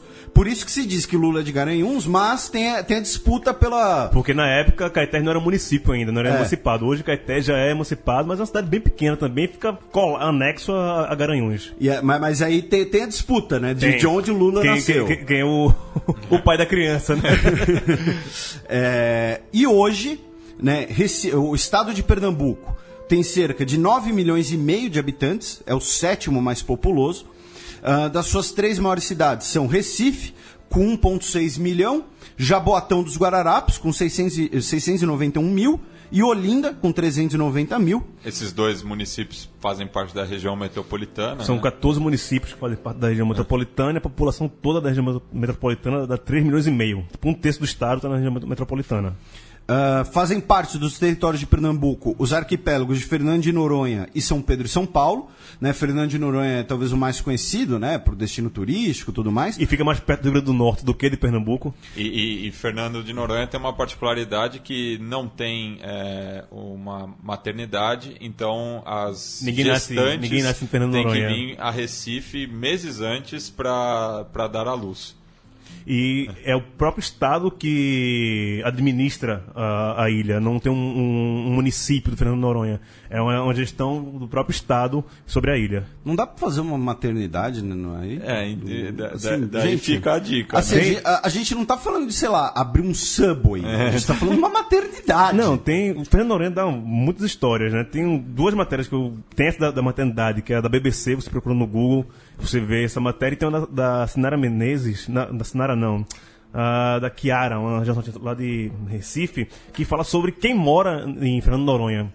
Como é a divisão, o apartheid realmente que existe. Existe um morro, que só tem uma ilha habitável do arquipélago todo, e como as condições são mínimas, de saneamento básico, né? De extrema pobreza, enquanto a ilha recebe milhões de turistas, gera um valor. Para você ficar no arquipélago, você paga uma taxa diária de 40, 50 reais, não sei agora no momento. Mas quem mora lá sofre com a inflação, tudo na ilha é muito caro, e nada se produz na ilha. A ilha vive tudo de turismo. Tem relatos de amigos meus que foram num passado nem tão distante assim, 15 anos atrás, que chegaram um dia na ilha e não ter ovo na ilha. Porque todo ovo que está na ilha vem do continente. Mas assim, só para os nossos ouvintes, 15 anos atrás pode ser às vezes antes deles terem nascido. Né? Então, é um passado, depende do referencial. Seu idoso. Obrigado. Pernambuco tem um PIB de... E só para... Fernando de Noronha virou parte de Pernambuco com a redemocratização. Porque até a redemocratização era território federal. Aquela coisa de você ter territórios que não eram estados. Né? Era território federal. E virou turístico de 30 anos pra cá. Porque até então era um grande presídio, era uma grande penitenciária. Né? Os presos políticos ficavam em Fernando de Noronha. Hoje, Pernambuco tem um PIB de 155 bilhões de reais. É o 10º estado mais rico. Ou seja... Né? A gente está falando do lugar que já foi o lugar mais rico do Brasil, hoje é apenas o 10º estado mais rico. Porém, todavia, entretanto, nos últimos 15 anos, o PIB pernambucano triplicou. E quando eu digo triplicou, não é força de expressão. Se vocês olharem o PIB de Pernambuco em 2000, 2001, 2002, a gente está falando da casa de 45, 50 bilhões de reais. Hoje é 155 bilhões de reais. Algumas coisas explicam isso, né? O grande posicionamento da indústria em Pernambuco, né? O Eduardo Campos, o Lula, sem também fazer partidarismo aqui, mas fomentou muito a questão do Porto Suape, que até então, hoje é o principal porto do Pernambuco, já Barro de Recife, e aí chegou a refinaria de petróleo, o estaleiro de navios, uma fábrica da Fiat. Então houve esse boom de muita migração também de outros estados para Pernambuco por conta de todos esses empregos prometidos. Só que agora acabaram as obras e começa uma retração econômica também em Pernambuco atualmente, porque não tem mais toda essa expansão de economia, de investimentos que houve num passado recente. O senhor falou da indústria do petróleo, mas não falou do petrolão. O senhor foi parcial. Isso. O senhor não falou que o Eduardo Campos foi implicado no petrolão. Não pode falar. Eduardo Campos de Pernambuco é beatificado. Cuidado que você vai falar. Né? E é curioso mesmo esse fato do Eduardo Campos, que já podemos falar de um movimento campista, né? Sim. Em Pernambuco, tanto é que o filho dele, o filho mais velho já está iniciado na carreira política. O partido dele, o PSB, dos 185 municípios que é em Pernambuco, o PSB governa 80, 90 municípios, fora os partidos aliados. Recife é governado por um ex-secretário de Eduardo Campos e Pernambuco é governado por um ex-secretário de Eduardo Campos. Daí isso já fala muita coisa. Porém, mesmo com tudo isso que o Gil falou, né, da indústria do petróleo, uma fábrica da Fiat e tudo mais, o açúcar ainda é a principal pauta de exportação de Pernambuco, corresponde a 17% das exportações pernambucanas. E o Gil me corrija, né, principalmente na Zona da Mata, né, Gil? Corrige. Não, tá correto. Toda a Zona da Mata e litoral, se você for pegar um carro e subir por Maragogi, Alagoas, você vai passar por muitas usinas de canas. Os usineiros são a grande burguesia atual. Não atual, né? Desde sempre. Os usineiros são a grande parte da parcela econômica do alto clero pernambucano, vem dos usineiros, de toda a Zona da Mata, desde a Mata Norte até a Mata Sul. Bem, considerações finais, Felipe? No meu caso, apenas primeiro agradecer aqui a presença do Gil, que tomamos 2 horários na agenda dele, né? Porque assim, quando vocês ouvirem o programa, né? A mágica da edição. Tudo, a mágica da edição, mas a gravação foi fatiada. Foi gravada entre 13 de março e 20 de março. Então, primeiro... Todo esse tempo é tudo... Brincadeira. Primeiro agradecer aqui ao Gil. Não vou agradecer o Matias, porque... Tá bom. Não merece também. Mas eu agradeço o Felipe, agradeço ao Matias, mesmo sem merecer. Valeu, me chamem para próximas. Mas se não for Pernambuco... Eu sou um estudante de história paralisado no metade do curso, né? O Matias sabe disso. Eu estudei até o 3º ano de história, mas eu fazia licenciatura e não queria ser professor, eu larguei. Quando começou o estágio obrigatório, eu larguei a faculdade. Fez bem. Fez bem não, porque ele foi fazer jornalismo depois. Bem pior. Mas agradecer a todo mundo que nos ouve e nos tolera. Compartilhem, divulguem o programa, né? Vocês sempre pedem programas sobre a história brasileira. Teremos mais programas sobre a história do Brasil, né? Lembrando que o Fronteiras Invisíveis do Futebol é um programa de história, de política. E já antecipando aqui, a minha dica cultural vai ser a biografia do Nassau, justamente porque ela é uma biografia acessível, fácil de ler e que levanta bastante dos pontos que o Gil mencionou, de autoria do Evaldo Cabral de Melo. Ele que tem várias obras importantíssimas sobre Pernambuco, mas por que eu estou recomendando da Dona Sal? Né? Porque essa coleção Perfis Brasileiros, da Companhia das Letras, é para ser uma leitura acessível, quase didática, não é uma obra historiográfica, então talvez possa interessar aí bastante gente. E, caso vocês queiram saber mais sobre a história de Pernambuco, Evaldo Cabral de Melo talvez seja um dos principais nomes possíveis, mas a minha dica então é a pequena biografia do Nassau dessa coleção. E Chico Sainz não nasceu no Recife. Isso a gente já vai falar no final. A minha dica tem a ver com futebol e também com a presença judaica em Recife. É o filme Um Time, 11 Judeus, produzido pelos jornalistas Breno Costa e Lucas Fittipaldi. Duas almas cebosas, eu conheço todos os dois. Não vale nada, todos os dois. É uma brincadeira. Abraço Breno, abraço Lucas. Que fala sobre o Israelita Sport Clube, equipe que representava a comunidade judaica de Recife nos campeonatos estaduais de 1931 a 33 e que nesse período só conquistou uma vitória. Então, se existisse hoje, ia brigar com o Ibis aí pelo posto de pior time do mundo. Eu arrisco dizer, talvez porque não é um nome tão incomum assim, mas que o Breno é nosso ouvinte.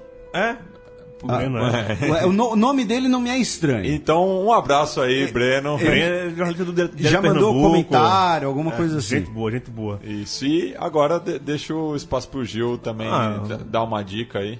O João Cabral de Melo Neto, né, do Morte Vida Severina. Baile Perfumado, também do Lírio Ferreira, um filme que fala sobre o cangaço. Emblemático também da retomada do cinema pernambucano também, vale a pena ver. A Pedra do Reino, do Ariano Suassuna, também um baita livro que vocês podem dar uma olhada aí. E o Gilberto Freire, né, pra você entender um pouco da época, da época colonial pernambucana, da sociedade pernambucana como um todo. E é muito atual, incrível se você for ler, está muito atual ainda Gilberto Freire, então fica aí Casagrande Senzala também como dica de leitura para todos os ouvintes aqui do Fronteiras. E, Gil, a música de encerramento, o Felipe descartou o Chico Sainz justamente porque a gente está homenageando Recife, né? Ele que é natural de Olinda. Eu até tinha pensado na música Praieira, que fala justamente sobre o movimento revolucionário em 1848, mas aí você lembrou de um recifense ilustre que canta a sua cidade natal, né? The King Rossi, né? Reginaldo Rossi. Você conhece Rage? Não o Rage Against the Machine, mas o Reginaldo Rossi. O nosso grande rei da cidade, que a música que eu sugeri aqui é aquela Recife, Minha Cidade, que falei algumas coisas que a gente comentou aqui no programa. Tem 2 versos lá que ele fala que ela é a Veneza desse Brasil, intercortadas por muitos rios, a capital do meu Pernambuco, capitania que deu mais lucros. É a cidade que viu surgir os 3 grandes heróis da nação, o Negrão Henrique, o Branco Negreiros e o Índio Felipe Camarão. Então vamos encerrar aí vamos encerrar aí com o Rei do Brega, em mais uma edição do Fronteiras Invisíveis do Futebol. E agradeço mais uma vez a presença do Gil. E escutem o Baião de 2 toda terça-feira ali pelas 9, 10 da noite. Antes de dormir, você dá uma olhada no celular, já subiu lá no feed, que fala não só sobre Pernambuco, mas o futebol nordestino como um todo. Até a próxima.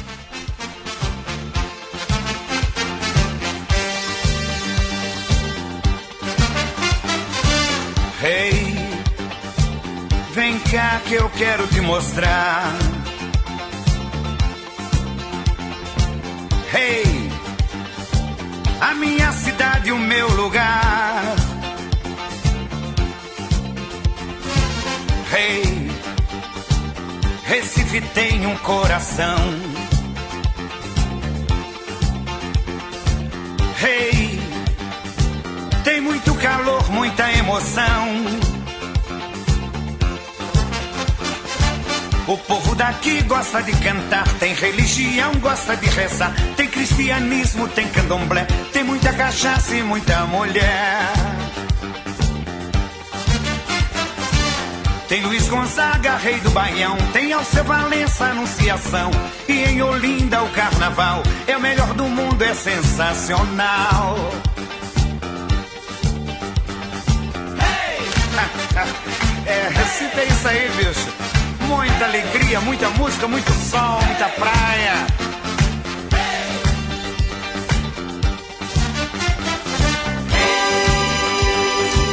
Recife tem encantos mil.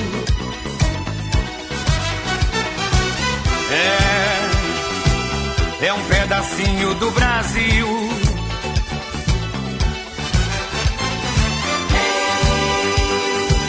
É um paraíso tropical.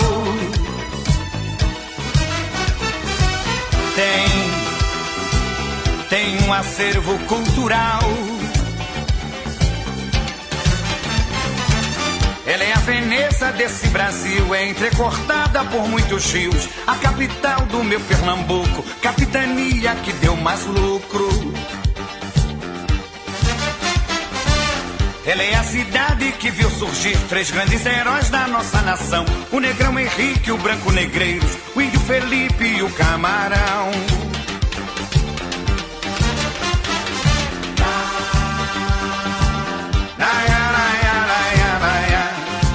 Ora, bicho, Recife fica no Nordeste. E quando você vier a Recife, você pode dar um pulinho até Alagoas, Sergipe, Bahia. E pro lado norte, pra Paraíba, pro Rio Grande do Norte, pro Ceará, pro Maranhão, pro Piauí. É muito bonito, cara.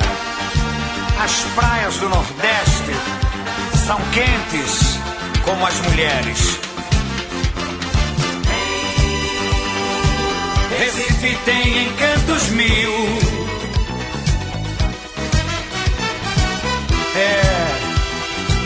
É um pedacinho do Brasil.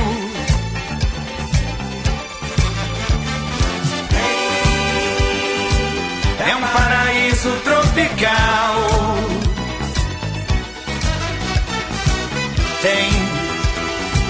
Tem um acervo cultural.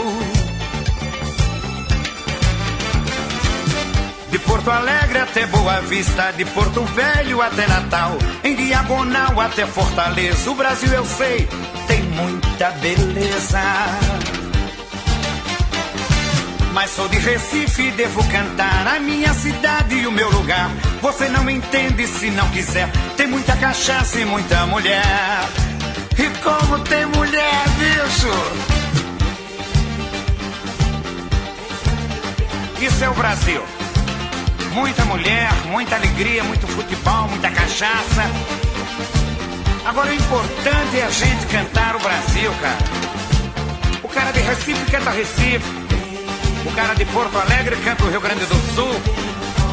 O cara lá do Rio Branco canta o Acre. Ó, agora eu sou de Recife. Eu tenho que puxar a sardinha pro meu lado, não é? Vem a Recife, vem. Eu quero te mostrar a ilha de Itamaracá. Eu quero que você brinque um carnaval em Olinda. Eu quero que você sinta a quentura do mar. O mar é quente, quente como as mulheres do Rio, como as mulheres de Porto Alegre, como as mulheres do Brasil.